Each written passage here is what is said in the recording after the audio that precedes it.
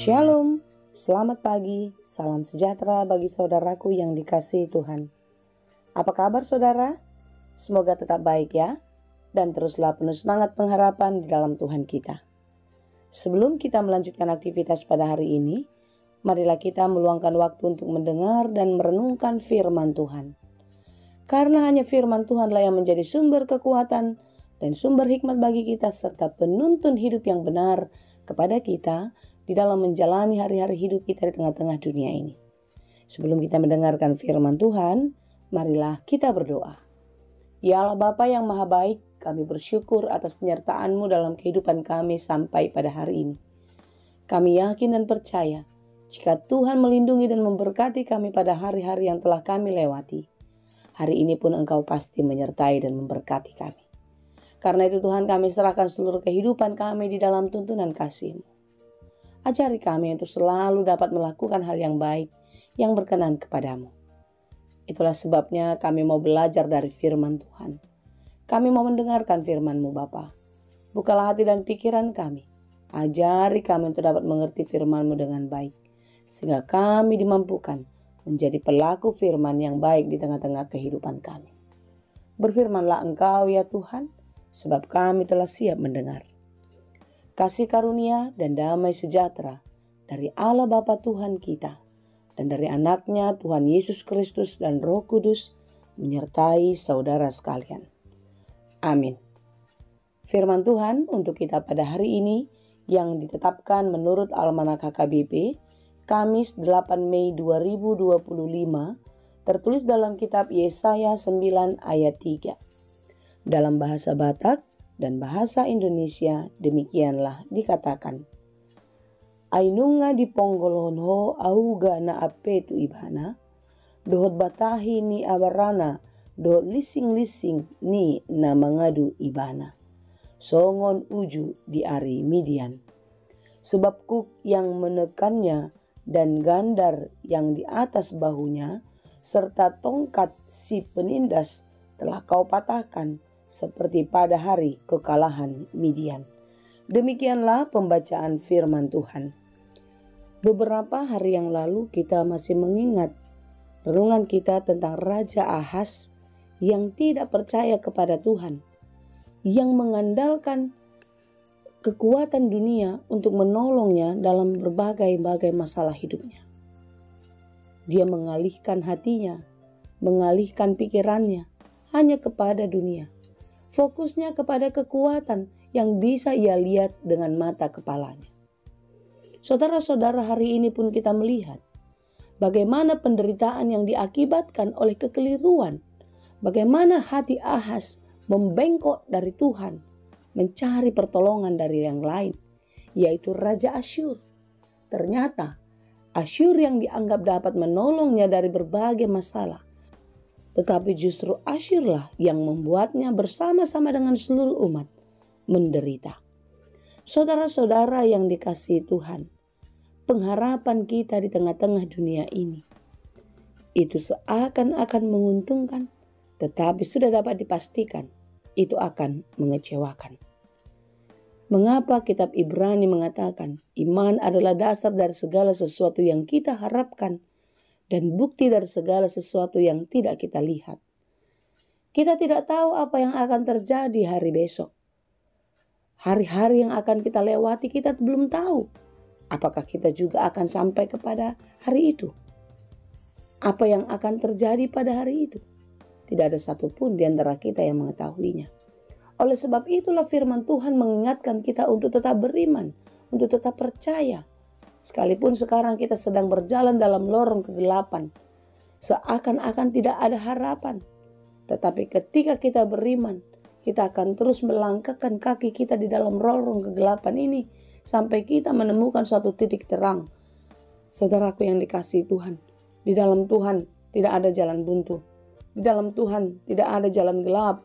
Itulah sebabnya hari-hari kita diingatkan untuk tetap fokus dan terarah kepada Tuhan. Ya, mungkin kita pernah salah. Mungkin kita pernah menyimpang sehingga membuat kita terjatuh. Sebagaimana yang terjadi pada Raja Ahaz dan seluruh umatnya. Ia terjatuh, berpaling dari Allah, sehingga Tuhan mengizinkan bangsa Asyur yang menindas mereka. Asyurlah yang membuat mereka menderita. Tetapi lihatlah janji Tuhan di dalam renungan kita pada hari ini, bahwasanya Tuhan tidak pernah meninggalkan. Dia selalu menolong, Dia selalu memberikan jalan keluar bagi setiap orang yang percaya. Sebab kuk yang menekannya dan gandar yang di atas bahunya serta tongkat si penindas telah kau patahkan seperti pada hari kekalahan Midian. Lihatlah, tidak ada yang tidak dapat diatasi oleh Tuhan dalam masalah-masalah hidup kita. Apa yang diinginkannya terjadi atas hidup kita itu bisa terjadi seperti apa yang dikehendakinya, kapan dan dimanapun. Oleh sebab itu saudara-saudara, jangan pernah berpaling dari Tuhan. Tuhan adalah Allah yang percemburu, tetapi Dia yang penuh kasih setia. Kecemburuannya tidak akan lebih lama jika kita berpaling dan kembali kepadanya. Saudaraku, kita belajar dari firman Tuhan hari ini bahwasanya Tuhanlah satu-satunya penolong yang memberi kekuatan, yang memberi kemampuan bagi kita untuk mengatasi masalah-masalah hidup kita. Sebab itu, mari kita belajar terus-menerus melalui firman-Nya dan mengandalkan Dia senantiasa. Mungkin hari ini kita mengalami kesulitan. Seperti yang saya katakan di depan tadi, mungkin seakan-akan hari kita gelap. Kita tidak tahu hendak melakukan apa. Kita tidak tahu mau melangkah kemana. Sekarang mari kita duduk, kita melipat tangan, merenungkan apa yang sedang terjadi, seraya mengarahkan hati dan pikiran kepada Tuhan. Yakin dan percayalah, ketika engkau berdoa, ketika engkau menyerahkan semuanya kepada Tuhan, mungkin hari itu masalahmu belum selesai. Mungkin hari itu kita belum mengerti apa-apa.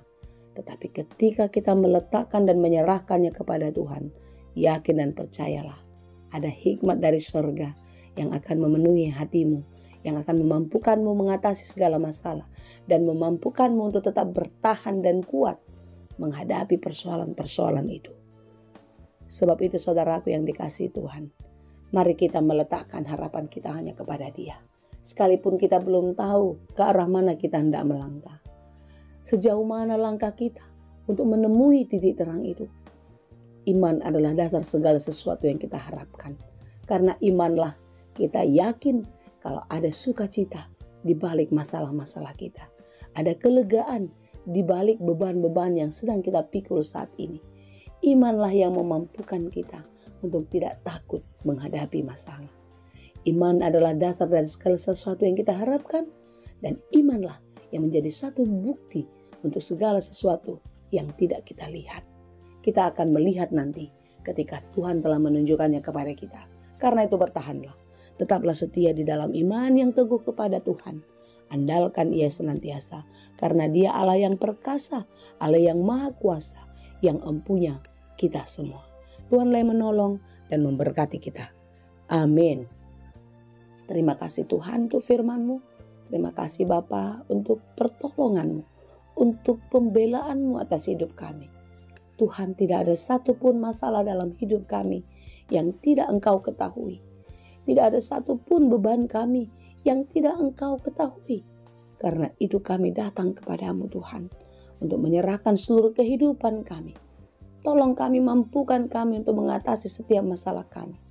Jangan biarkan kami berpaling daripadamu untuk mencari-cari jawaban, jalan keluar dari dunia ini. Engkau memakai segalanya. Engkau memakai dunia ini untuk kebaikan kami.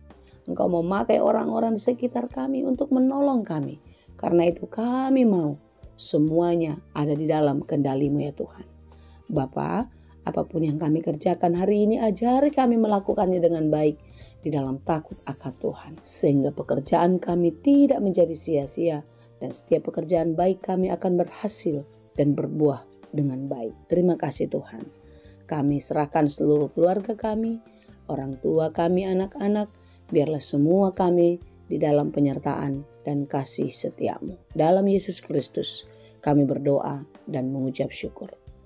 Anugerah Tuhan kita Yesus Kristus, kasih karunia Allah Bapa, dan persekutuan Roh Kudus, itulah kiranya yang menyertai dan memberkati kamu sekalian.